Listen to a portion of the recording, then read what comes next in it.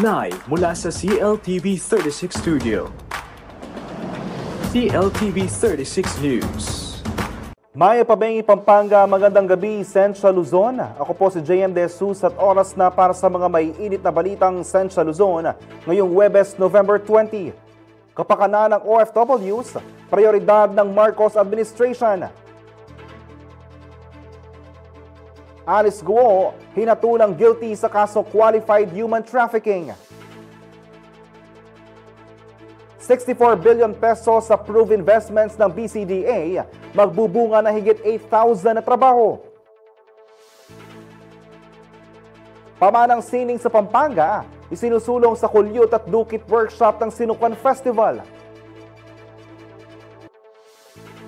At biggest Fernandino Lantern, magniningning sa California. Nananatiling prioridad ng pamahalaan ang pagtugon sa mga pangangailangan ng mga overseas Filipino workers na malaki ang ambag sa kaunlaran ng bansa. Magbabalita si Jody Dizon Mercado. Muling idiniin ni Pangulong Ferdinand Marcos Jr. ang adhikain ng kanyang administrasyon na palakasin ang proteksyon, modernisasyon ng mga serbisyo at pinalawak na suporta ng pamahalaan para sa overseas Filipino workers o OFWs. Sa kanyang mensahe sa 2025 Bagong Bayani Award sa Malacanang nitong Huwebes, kinilala niya ang mga OFW bilang lakas at liwanag ng bansa dahil sa kanilang sakripisyo sa ibayong dagat na bumubuhay sa pamilya at nagtataguyod ng mga komunidad sa Pilipinas. Nakatuon raw ang pamahalaan sa pagtitiyak na ang bawat OFW ay ituturing bilang tunay na bayani. Patuloy daw ang digital transformation ng gobyerno para mapadali ang mga dinaraan ng proseso ng mga OFWs, kabilang ang OFW Travel Pass sa eGovPH app at ang Online Employment Contract Verification System. Nakapagpamahagi na raw ang Overseas Workers Welfare Administration o OWA ng humigit kumulang 300,000 electronic cards para masabilis na ma-access ng OFWs ang serbisyo at benepisyo. Patuloy din ang suporta sa kalusugan sa pamamagitan ng OFW Hospital at OWA Botika. Binanggit din ng Pangulo ang Action Fund na nagbibigay ng legal, medikal at pinansyal na tulong, pati na ang pagtatayo ng OFW lounges sa Ninoy Aquino International Airport para sa komportable at marangal na pagbiyahe ng mga kababayan.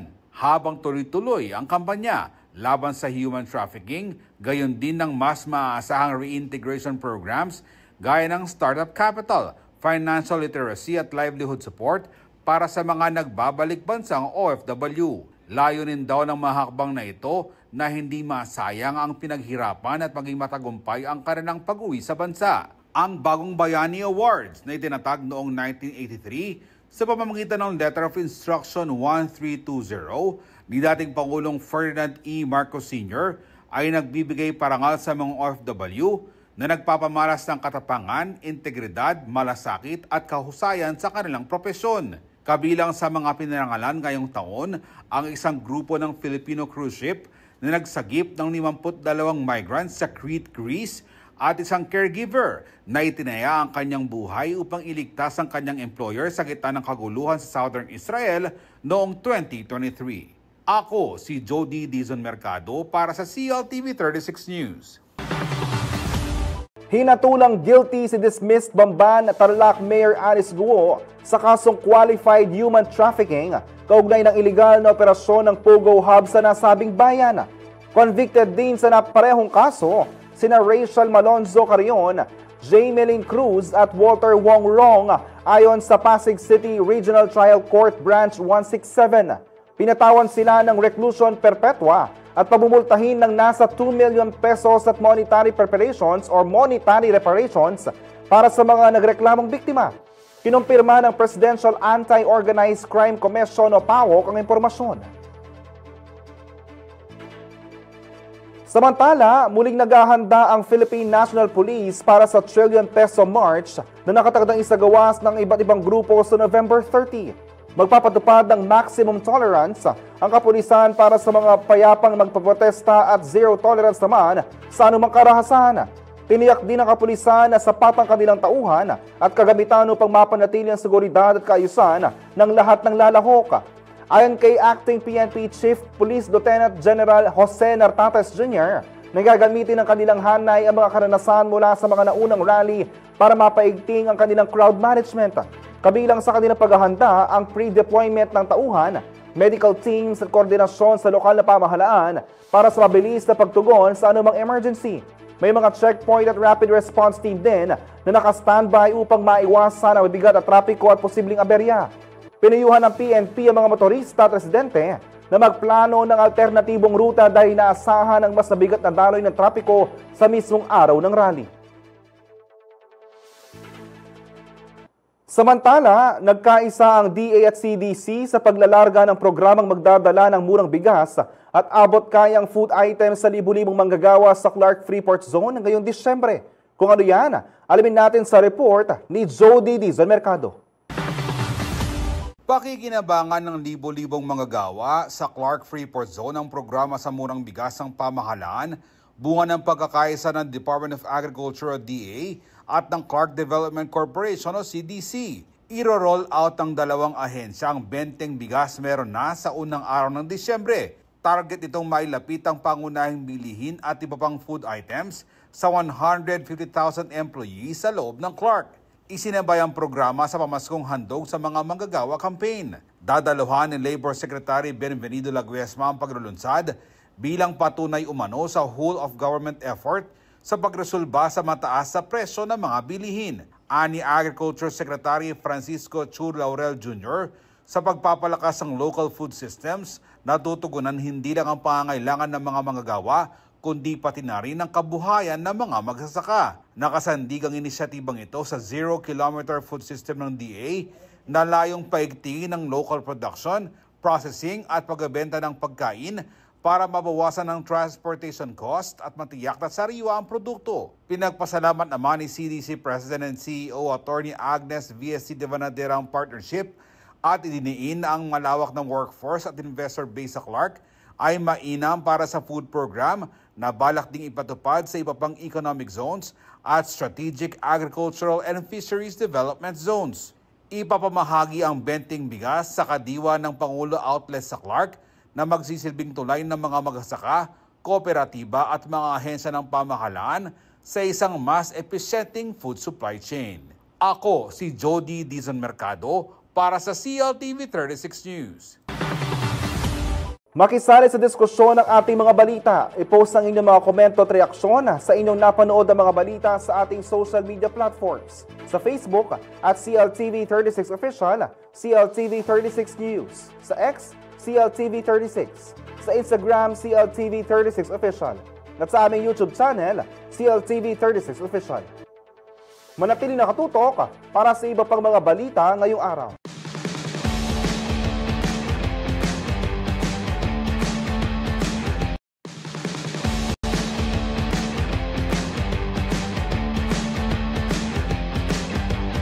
Nagbabalik ang CLTV 36 News.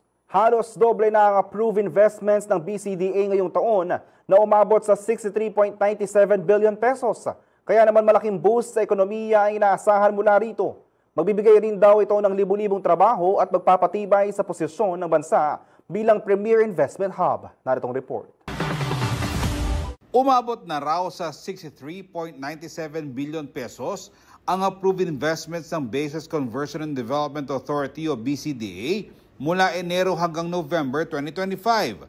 Halos doble o 99.5% na mas mataas ito kumpara sa parehong panahon noong 2024. Ayon sa BCDA, patuloy ito sa lumalakas sa kumpiyansa ng mga mamumuhunan sa kanilang world-class economic centers gaya ng New Clark City sa Tarlac at Camp John Hay sa Baguio. Ang naturang key investments sa suportado ng lokal at international partners ay indikasyon daw ng matatag na ekonomiya ng bansa at pagtingin dito bilang premier investment hub. Inaasahan namang lilikha ang mga bagong investment ng humigit kumulang 8,476 na trabaho na 29.11% na mas mataas kaysa noong 2024. Sinabi ni BCDA President at CEO Joshua Bingkang, ang matatag na performance ay sumasalamin sa kumpiyansa ng investors sa master plan and developments ng BCDA at epektibong polisiya ng pamahalaan para sa long-term investments. Ayon pa sa ahensya, pinalakas ang national government support, lalo na sa major infrastructure projects sa BCD areas, ang kanilang mandato na magtulak ng strategic at sustainable development. Pinakamalaking pag-angat ng investor activity ang naitala sa New Clark City at Kamjanhay na patuloy na umaakit ng bagong partners itong mga nakaraang buwan. Binigyang diin ng BCDA na nananatili silang bukas sa pagtulungan sa mga investors para sa pagbuo ng mas maraming integrated developments, business hubs at komunidad na magpapalakas pa sa inclusive economic growth ng bansa. Ang BCDA tinatag sa ilalim ng Republic Act 7227 upang i-develop ang mga dating military bases at gawing sentro ng negosyo, infrastruktura at trabaho para sa mga Pilipino. Ako si Jody Dizon Mercado para sa CLTV 36 News. Kinilala ng DILG Pampanga ang mga natatanging kontribusyon ng LGU at kawani sa iba't ibang proyekto sa lalawigan sa pamamagitan ng taunang Gawad Sulaiman. Alamin ang buong detalye sa report na ito. Pinarangalan ng Department of the Interior and Local Government o DILG Pampanga ang mga natatanging local government units, field officers at kawani ng ahensya sa ikatlong Gawad Sulaiman sa Green Manor, City of San Fernando, Pampanga nitong November 18. Sa ilalim ng Inkulitans Alaya Initiative ng DILG Pampanga, kinilala sa seremonya ang ambag ng mga LGU at iba pang opisyal sa matagumpay na pagpapatupad ng mga locally funded projects sa lalawigan. Sa kanyang mensahe, binigyang diin ni Provincial Director Myra Mora Soriano ang mahalagang papel ng mga lokal na lider sa pagpapaunlad ng mga komunidad. Ang mga proyekto na isakatuparan ay patunay daw ng tapat at masigasig ng paglilingkod sa publiko. Hindi lang umano proyekto ang kinikilala, kundi ang dedikasyon ng mga taong nagtaguyod dito. 5 parangal ang iginawa sa Gawad Sulaiman, Bangkaw para sa unang nakatapos at nakapagsulat ng Seal of Good Local Governments Incentive Fund Project, Bambalito para sa pinakamahusay na focal person sa locally funded projects, Bangkusay para sa proyektong may pinakamalaking impact at pinakamahusay na kwento, Karakoa para sa mga bayan na nanguna sa paggamit ng subaybayan system, at Legazpi para sa pinakamahusay na DILG officer sa locally funded project. Sumasalamin ng mga parangal na ito sa determinasyon ng mga LGUs na maghatid ang dekalidad na infrastructure projects at pagnanais sa maipagpatuloy ang pangmatagalang kaunlaran sa lokal na antas. Ang Gawad Sulaiman ay indikasyon ng mahusay na pamamahala at matalinong paggamit ng pondo. Isa itong paalala sa lahat ng LGU na itaas pa ang pamantayan ng serbisyo at tiyaking may konkretong benepisyo sa mga mamamayan ang bawat pisong inilalabas. Ako si Jody Dizon Mercado para sa CLTV 36 News. Samantala, arestado ng Bulacan Police ang 11 individual na sangkot sa illegal na drop ball operation sa isang fun fair sa Barangay San Jose, San Miguel, Bulacan nitong Miyerkules, November 18. Pawang mga empleyado, stay-in workers at residente ng San Miguel ang mga nadakip na sospek na naaktuhang nagpapatakbo ng naturang illegal na sugal. Na-recover mula sa operasyon ang 4,500 bet money at iba't ibang gambling paraphernalia. Dinala ang mga sospek sa Provincial Intelligence Unit ng Bulacan para sa pagdokumentasyon at tamang disposisyon. Inihahanda na rin ang kaukulang kaso laban sa kanila sa ilalim ng Presidential Decree 1602 na inamyandahan ng Republic Act No. 9287 o One Act Increasing the Penalties for Illegal Numbers Games. Makisali sa diskusyon ng ating mga balita. I-post ang inyong mga komento at reaksyon sa inyong napanood na mga balita sa ating social media platforms. Sa Facebook, CLTV36 Official, CLTV36 News. Sa X, CLTV36. Sa Instagram, CLTV36 Official. At sa aming YouTube channel, CLTV36 Official. Manatili nakatutok para sa iba pang mga balita ngayong araw.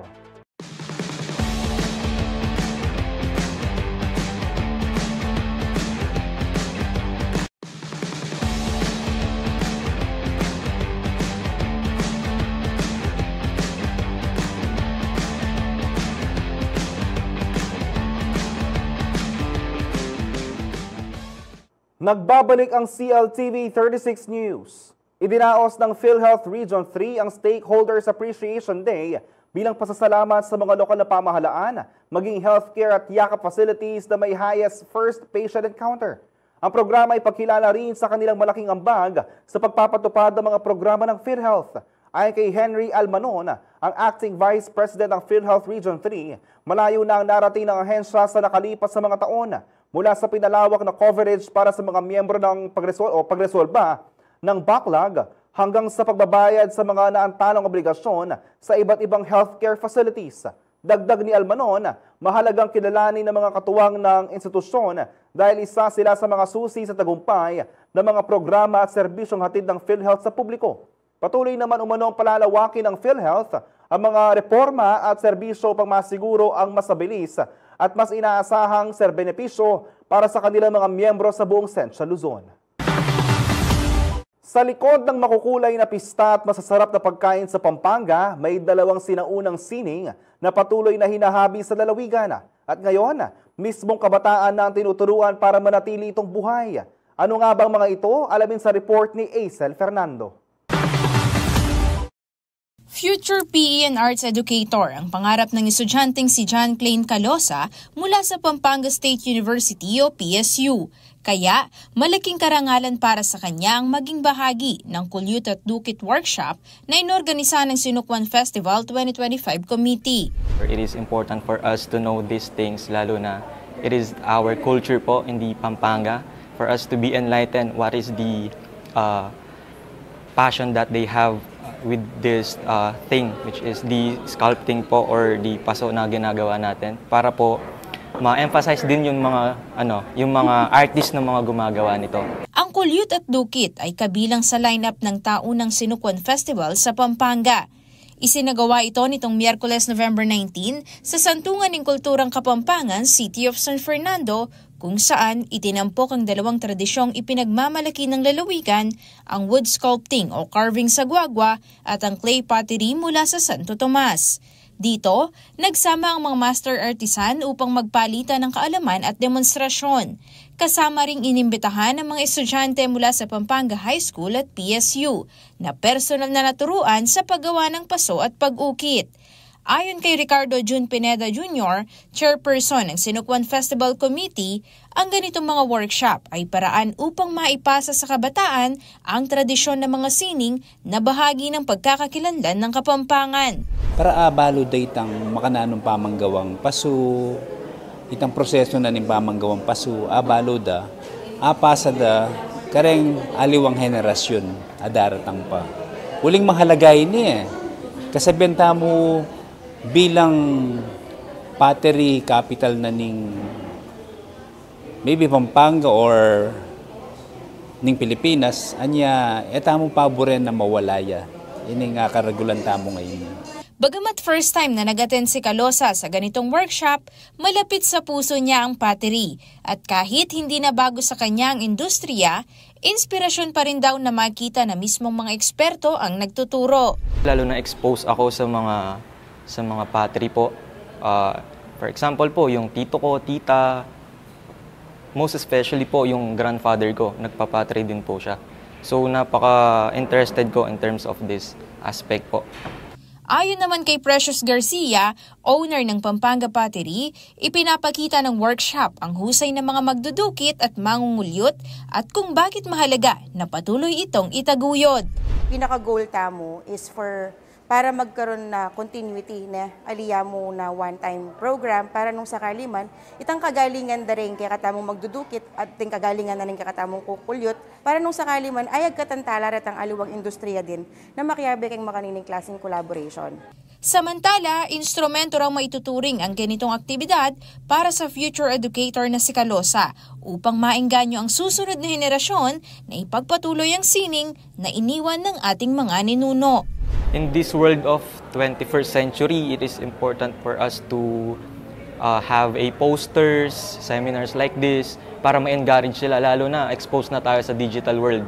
So, pwede tayong gumawa ng mga webpage na mag-encourage sa kanilang gumawa nito, mag-post ng mga craftsmanship na ganito para ma-enganyo din sila. Para po maisalba yung kultura natin po. It symbolizes the significance of having a pottery in this culture of Pampanga.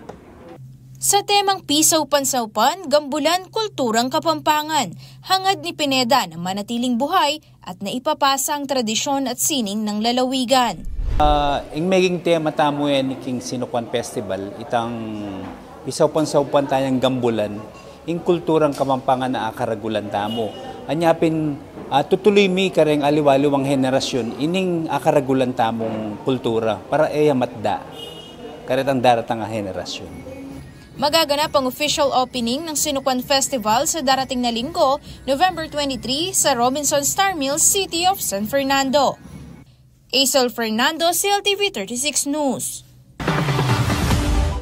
Sa ibang balita, scene stealer ngayon ng 18-foot Kapampangan made giant lantern mula City of San Fernando sa harap ng Island Pacific Supermarket sa Santa Monica, Los Angeles, California.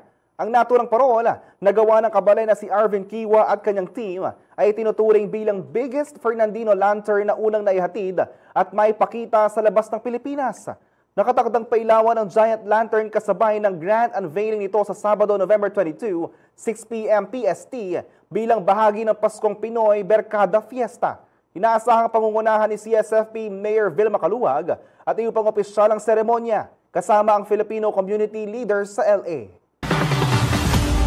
Samantala, isang karangalan ng bitbit ng Kapampangan artist na si Dodgy Aguinaldo pauwi ng Mabalacat City, Pampanga matapos masungkit ang Best Comic Story sa 47th Catholic Mass Media Awards o CMMA. Para ito sa kanyang istorya, The Biography of Felipe Songsong na inilathala sa Center for Kapampangan Studies ng Holy Angel University. Kasama ni Aguinaldo na tumanggap ng parangal sa City State Tower Hotel sa Maynila sina Robbie Tantinco, Leonardo Calma at Myra Lopez ng House CKS. Sa Facebook post ng Kapampangan artist, ito ang kauna-unahang CMMA win ng isang artist mula Mabalacat. Kaya naman ito nituring anya itong inspirasyon para sa mas marami pang lokal na alagad ng sining. Ibinahagi rin ni Aguinaldo na nagsimula niyang gawin ng proyekto noong September 2024 nang imbitahan siya ng kapwa kabalen at culture advocate na si Alex Castro para gumawa ng comic adaptation. Dagdag pa niya, masaya na siya noong maging nominado at finalist pa lamang, kaya't ang pagkapanalo niya raw na ito ay mas lalo pang naging makahulugan. Makisali sa diskusyon ng ating mga balita. I-post ang inyong mga komento at reaksyon sa inyong napanood na mga balita sa ating social media platforms. Sa Facebook, CLTV36 Official, CLTV36 News. Sa X, CLTV36. Sa Instagram, CLTV36 Official. At sa aming YouTube channel, CLTV36 Official. Manatili nakatutok para sa iba pang mga balita ngayong araw.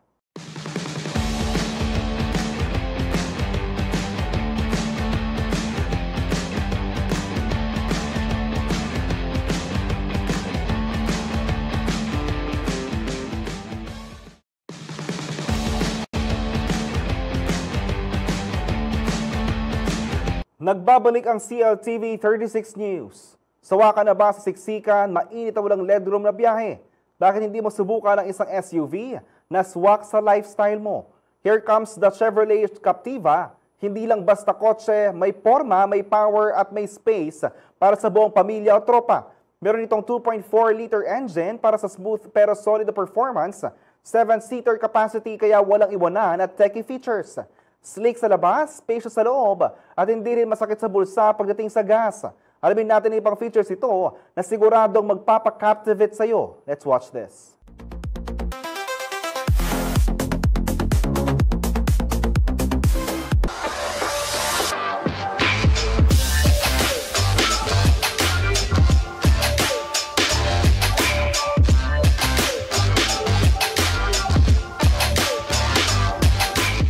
Hi, I'm Catherine Turwell, Sales Executive of Chevrolet Pampanga. Today, we're gonna explore the new model of Chevrolet Captiva Premier. This is the 2025 Chevrolet Captiva Premier. Start muna po tayo sa foot niya. Ang engine displacement niya is 1.5-liter turbo with 4-cylinder with horsepower of 150 and torque with 255 Nm. Ang transmission niya is CVT, Continuous Variable Transmission, and naka-front wheel drive na rin siya. Sa daytime running light niya, naka-LED na rin siya, may headlamps and fog lights. Dito naman sa emblem niya, naka-upgrade na siya ng 360 camera and meron na rin siyang 2-eye sensor sa harapan. Sa tires naman niya, naka 18-inch alloy two-tone na rin po siya. Ang suspension niya is MacPherson strut and torsion beam. Ang brake naman niya is naka-ventilated disc na rin siya. And ang minimum ground clearance niya is 180 mm. Sa side mirror naman, meron na siyang camera, which is 360 camera view. Sa likod naman niya, meron siyang LED lights, 4-eye sensor, and meron na rin siyang emblem dito. Meron na rin siya nakalagay na Premier, which stand for top of the line. Meron na rin siyang reverse camera dito. And sa trunk naman niya, ang third row niya is pwede siyang na-fold. Kasya isang balikbayan box. Or kung kailangan nyo na mas maraming space, pwede naman i-fold yung second row. Kasya doon, 2 balikbayan box with 1 luggage.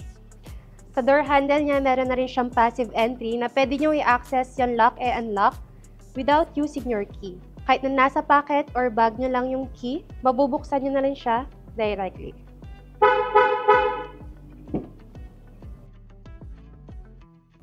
Dito sa driver door niya, naka-equip yung mga control niya sa window.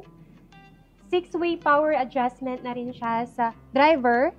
And lahat ng upuan niya is naka-leather seats na rin. At total of 7-seater na yung buong unit na to. Sa steering wheel, naka-equip lahat ng safety features at natitilt na rin siya. Sa cluster naman, makikita yung tire pressure monitoring. Sa infotainment, 10.4 inches portrait na rin siya at touchscreen. Makikita rito yung 360 camera at yung control niya sa aircon. Apple CarPlay and Android Auto siya, pero kailangan pa rin ng wired. Meron siyang auto hold and electronic parking sensor at card holder dito. At compartment. At alam nyo ba, ang Chevrolet Captiva ay keyless na rin siya at push button starter.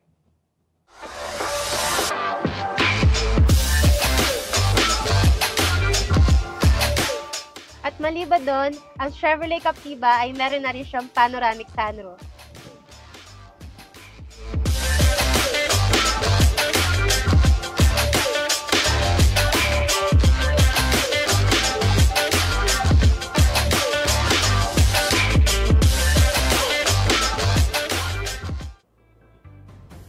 You can avail this Chevrolet Captiva sa halagang 1.4 million pesos at may discount kami ng 110,000 pesos. Once you avail this Chevrolet Captiva, meron na rin tayong free insurance, 24/7 roadside assistance, floor mats, 20 liters of fuel, and Super Essential tint with 66 heat rejection at 5 years warranty or 100 kilometers, whichever comes first. So para sa mga gusto mag-inquire, you can text or call us sa numerong 0918-854-2221 or 0918-854-2241. Pwede nyo rin pong bisitahin na ang aming Facebook page na Chevrolet Pampanga or pwede rin kayong mag-visit dito sa aming showroom na located sa Jose Abad Santos Avenue, City of San Fernando, Pampanga. Dito sa Chevrolet, together, let's ride!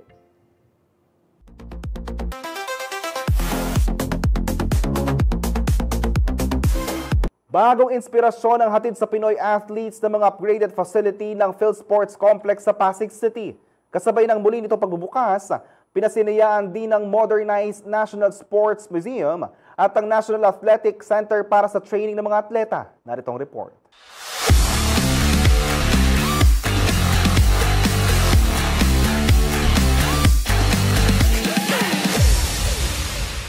Kakaibang excitement ang hatid sa mga Pilipinong atleta ng PhilSports Complex sa Pasig City sa pagbubukas ng kanilang upgraded facilities. Tampok dito ang modernized National Sports Museum na nagbibigay pugay sa kasaysayan at tagumpay ng Filipino athletes. Kasabay nito, pinasinayaan din itong Miyerkules November 18 ang National Athletic Center at upgraded Dorm H na may athletic-friendly accommodations para sa training at recovery ng mga atleta. Ayon kay Philippine Sports Commission Chairperson Patrick Gregorio, malaking tulong ng suporta ng kasalukuyang administrasyon sa pagpapalakas ng sports sa bansa, lalo na sa kapakanan ng mga atleta, pamamahala sa pasilidad dahil sa renovations. Na-redesign na rin ang dining hall at sports offices at dito aniya itatayo ang bagong opisina ng Philippine Olympic Committee o POC. Kabilang sa mga dumalo sa inaugurasyon sina Pangulong Ferdinand Marcos Jr.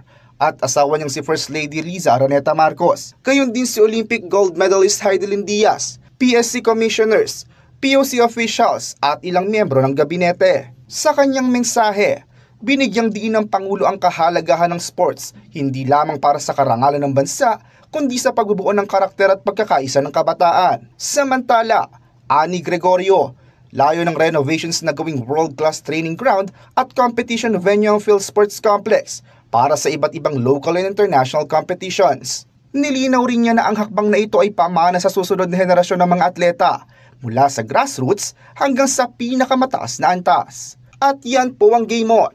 Raymond Tasoy para sa CLTV 36 News.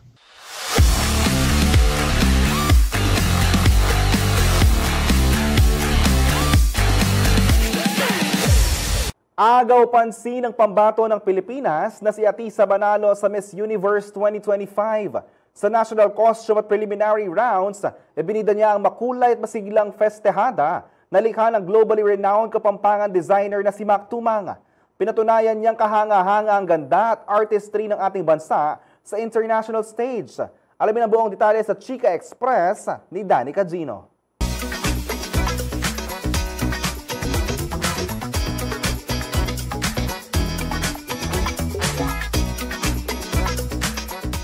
The Miss Universe heat is on! Ginanap na ang Miss Universe 2025 National Costume at Preliminary Competition nitong Miyerkules, November 19 sa Impact Challenger Hall sa Thailand. At hindi nagpakabog ang pambato ng Pilipinas na si Maria Atisa Manalo sa mga round na ito. Sa kanyang national costume na tinawag na Festihada, Queen of Philippine Festivals, binuhay niya ang diwa ng isang tunay na festival queen.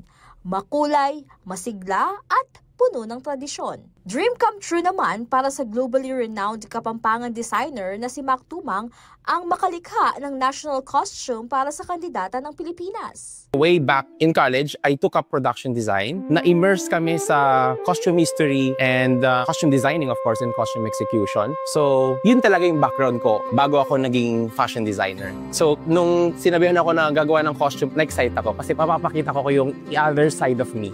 Inilarawan ni Tumang ang disenyo bilang isang hobby ng sining na sumasalamin sa saya at pagkamalikhain ng ating mga tao. Isa rin daw itong pagpupugay sa mga kababaihang humubog sa kasaysayan ng bansa.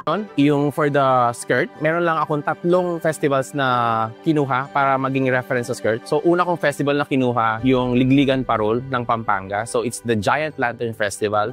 Yun yung ginamit kong reference for the pattern of the skirt. And then yung color reference, ang ginamit kong color, ang color ng Pahiyas Festival na nakita ko madalas. For me, it's a color of harvest, mga color ng prutas, color ng gulay. And for the texture, ang ginamit kong reference for the texture of the skirt ay yung Panagbenga Festival. Ang ginamit ko doon ay yung flower float. Yun yung ginamit kong texture for the skirt. Sa top, syempre, para pakita yung heritage natin, I use the most loved material na talagang may pagmamalaki natin na sa atin, yung tinya material, na very luxurious yung material. Samantala, sa preliminary competition, kumpiyansang rumampa si Atisa suot ang stunning blue two-piece swimsuit.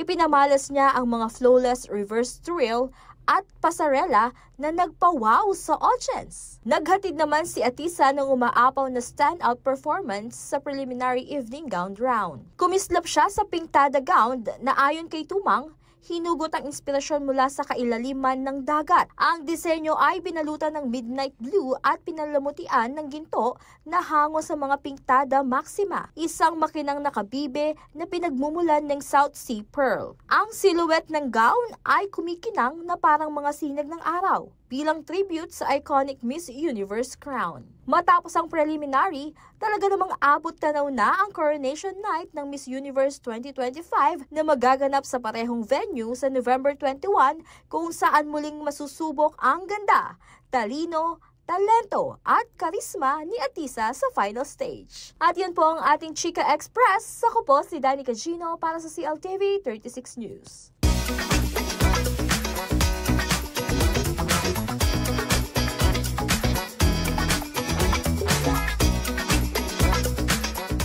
At yan ang mga balitang nakalap ng CLTV 36 News. Para sa karagdagang detalye, maaari niyong i-follow ang aming social media pages. Sa Facebook at CLTV 36 Official, CLTV 36 News. Sa X, CLTV 36. Sa Instagram, CLTV 36 Official. Kung nais niyong balikan ang mga programa ng CLTV, pwede niyong bisitahin ang aming YouTube channel na CLTV 36 Official at ang aming website na CLTV36.tv. I-promote ang iyong negosyo para mas marami kang maabot sa TV at social media sa pamamagitan ng pagkikipag-partner sa CLTV 36. Magpa-advertise na at i-feature yung produkto o serbisyo sa aming mga news at public affairs program.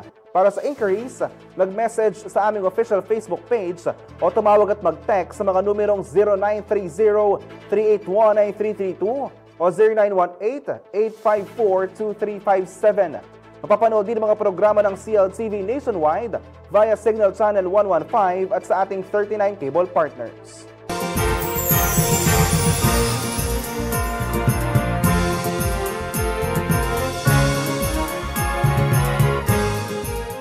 Mga kababayan, nalalapit na po ang pinakamakulay at pinakamasayang okasyon na bida nakikislapang higanteng parol ng CSFP.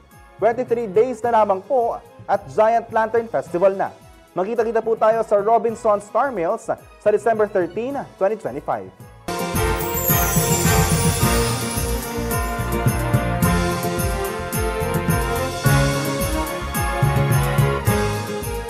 Kasama ang buong puwersa ng CLTV News and Current Affairs, ako po si JM De Jesus, mga kabalen, mga kareyon, 35 days na lamang po at Pasko na. Maraming salamat po.